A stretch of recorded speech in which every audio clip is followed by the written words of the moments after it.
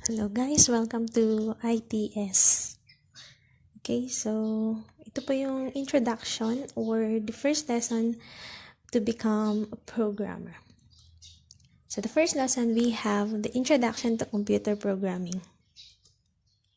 What is a program? A program is a set of instruction for a computer telling it what to do or how to do it.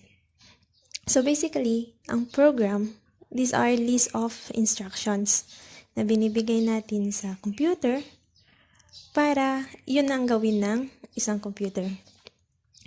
The next, what is a programmer? A programmer is a person who creates or develop a program. Okay? So, ang programmer guys, sila yung mga gumagawa ng program. Who can be a programmer? Anyone who have knowledge in programming. So, if you want to become a programmer, guys, finish this lesson or yung whole class natin para makagawa po tayo ng isang buong program. Okay?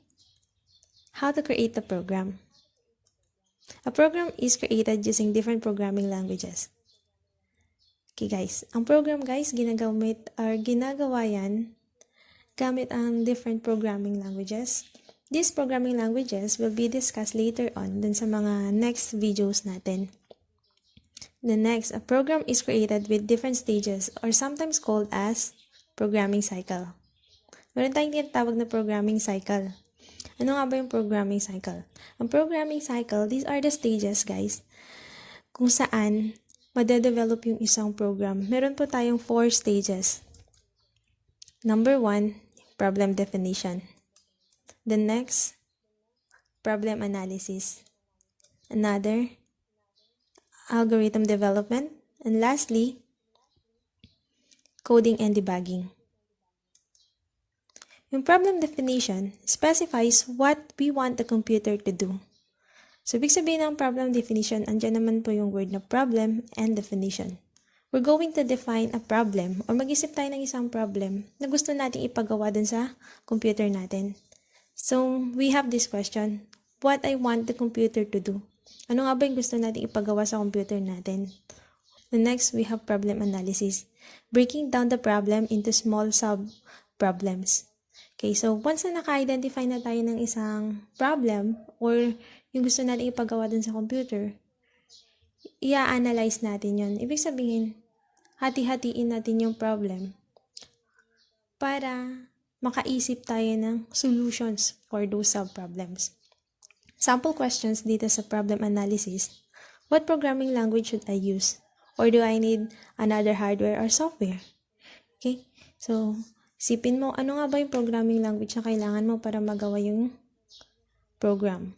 Kailangan mo pa ba ng ibang hardware or software para ma-develop yung program?